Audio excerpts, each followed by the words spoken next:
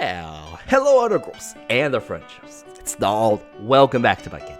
And on today's menu, I'll be serving you the new Dusknoir coming next expansion, who is a ghost and has a stage 2 level ability, which put together sounds very interesting, which it is. So let's jump into it. All right, Dusknoir. Hit points. First thing we see at the right top, 150. This is average for stage 2. Yeah, it's close to a GX basic level like Tapu Lele 170. It's tanky enough. So we're gonna leave it as a B, average. It's good enough. We can work with that. Now, ability. Dark Circle. Already, cool sounding. What does it do? Once before your turn, you get to look at your opponent's hand. Now, if we stop right there, that's already a good ability on its own. Looking at your opponent's hand gives you knowledge, what they have, what they don't have, can help you plan, your plays against them. Maybe you're going to want to use an N. So, Gumshoes, actually has the ability right now, and we like him for it. So, you're going to have a better version of the ability.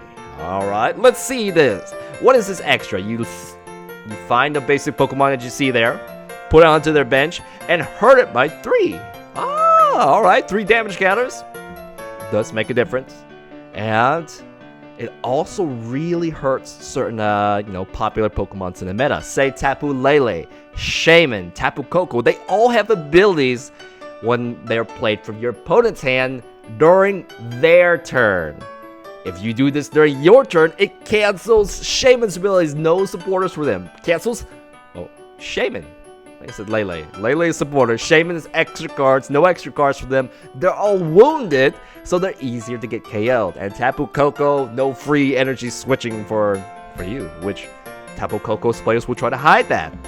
So it has some meta advantage to that. Great! And it also has a synergy with the next attack, Mind Jack. Sounds familiar, doesn't it? Oh yeah, 1 colorless energy, or double colorless energy, 1 psychic energy, 2 energy cards to get it up. Easy enough. 30 base damage, and does 30 more damage for every bench Pokemon they have. Really? Do you have an ability that puts more Pokemons in their bench and hurts them? So there's a great synergy between the two. Now look at the scaling now.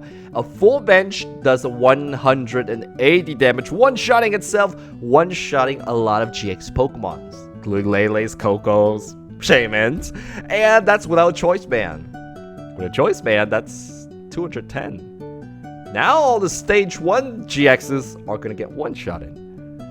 And that's not including the damage that you may get off from here as well. So that's a one-shot kill, an ability that synergizes with it. I like this kit. I'm going to give an A for both of them. Awesome! Energies, 1 double colors, 1 psychic. Yeah, this is a one-shot. This is great. This is better have that sort of limit, otherwise, yeah, we may have a Garbodor situation in. It's a one-shot kill for 2 energy cards. Great. A bit average. That's okay. B. We'll give it a B for that. And it is a stage 2, however. Those were tough to set up. It is the slowest of its kind, so you're gonna have to look for rare candies, get lucky with them, or just take the time to evolve them out. You're gonna have a backup plan to wait for this guy to come out, so setup is a bit tough. It's like a C level for that. But, a strategy like this already exists. And it's pretty good. So did you know about Zoroark? I mean, when you heard the word Mind Jack, you probably thought this card right away. Yeah, it already exists. A bit cheaper, but a bit less damage. 20 less damage, but it has the same effect. 30 damage for every of your opponent's bench. This guy's good. You see him every now and then, give him a Choice Band, and he'll get the one-shots too. So, adding even without Choice Band, a DC for a 2-shot, yeah, you're like a Garbodor level. You know he's good, and the strategy kind of works because there is an item, Captivating Pokepuff, which you look at your opponent's hand, just like the ability. You put bench Pokemons or basic Pokemons on the bench, just like the ability, unlimited amounts, not like the ability. Well, you don't have the 30 damage, and it's not free every turn, so that's the trade-off. And this strategy kind of works right now. It's good. Give it on to a big Dusknoir. I like it. I'm gonna like it. It doesn't have the cool Zoroark break copy move, but man, I think I gotta go back to making Zoroark break now. Woo! But you guys are gonna be great. Alright, so how would you make a deck out of them? What would a deck out of them look like? Alright, let me show you. I'm gonna take this off. And this here is a Wobbuffet deck, which we'll talk about later. So let's look at a Dusknoir deck, which we're using placeholder cards because, you know, they're not in the game yet. Alright, so taking a look, I have a 3/3/3 line. 3. You know, at most, I think I would only need 2 because you maybe look at your opponent's hand and in a way, look at your opponent's hand again. And that, you know, if they have a basic Pokemon each time, you get 2 basic Pokemons down. 2 is enough, and 2 is all the Dusknoirs you're gonna have to fight with. Somebody else is gonna have to fill the gap. Alright, so that somebody else is gonna be Espeon GX, which has a good synergy. He's fast. 1 energy on, you can instantly evolve it from the Eevee. Search your Espeon from deck, evolve it right away, and you have a 30 damage confusion attack. Something, you know, to slow your opponents down. They're confused, they might miss completely on their next attack, so yeah, hurts them. Same synergy, Psychic DC, just like Dusknoir, they share that, so they can, you know, it's going to be easy to get both of them up using the same tech. 60 damage, 30 more for every energy they have there active, so if they're charging a good Pokemon, this will hurt a lot. Give it a choice, man! One-shot kills on a 3 energy Pokemon, so a good Pokemon on its own that's fast, and they can wait for the Dusknoir to set up. And the Divide GX hurts the bench line, 10 damage anywhere you like. So all that, you know, abilities, Dusknoir's ability hurts the bench line. You use the Divide GX to finish them off. It's gonna be awesome. You guys are just meant to be, you know, together with each other. All right.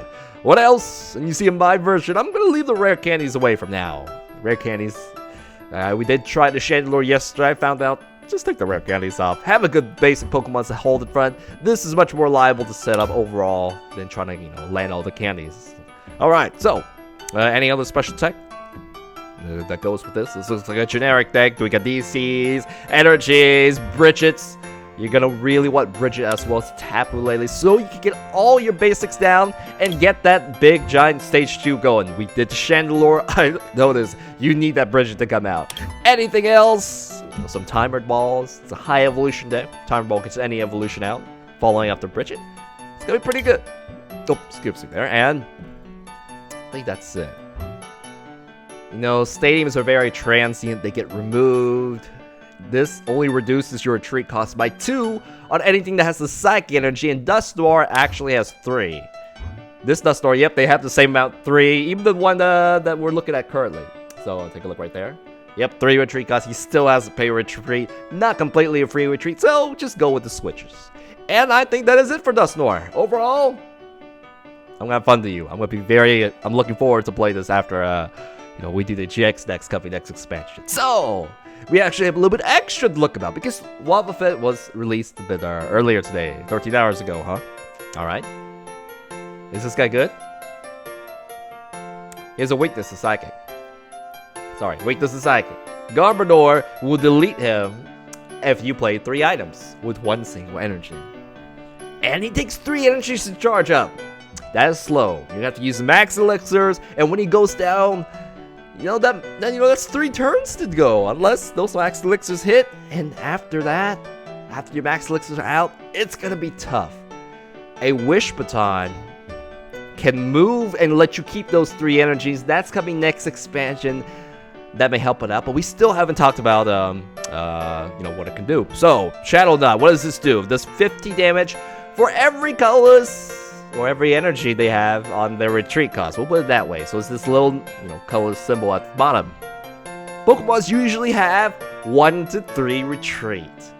50 to 150 damage depending on the retreat cost. So that's not quite a one-shot. It needs a little bit of help. Well, this is why I will get, you know, going to show you, how you can make that. So how do you make that work? You got to increase the retreat cost. And I think the best card to do it right now is a Lowland Dugtrio, who has an ability which increases your opponent's retreat cost by 1. So it's 50 damage for every Dugtrio that you can get on the bench. And I'd say, you know, bench space, you have to squeeze the Lele's, Wobbuffet's down. I'd say 3 is the maximum you could go. 2 is average. So now we're looking back at the Wobbuffet right here. We're expecting with 2 level Inductrials, likely case, we have a base of 150 damage on most Pokemons. They have 1 retreat. 250 if they have 3 retreats. So, adding the Choice Band, you can get one-shots KOs. But his hit points, that's kind of low. That's Garbodor level. And it's much more expensive to Garbodor. You need to evolve plenty of Dugtrios to get this going. Sorry, Wobbuffet. It's like, shucks. Yeah, this card's gonna be very rough to get off the ground. Alright, so, sorry, Wobbuffet. We just have to take a look at that. Interesting attack, just, everything else kind of falls apart. Alright, maybe if you were 1 energy cheaper, and not so weak to Psychic, we'll be good with that. So, I think that is it. Dusknoir, the real star of today. I think I'm gonna like you. Alright, that is it. Thank you very much, Integrals and differentials. Please like, subscribe. I'm on Facebook, I'm on Twitter.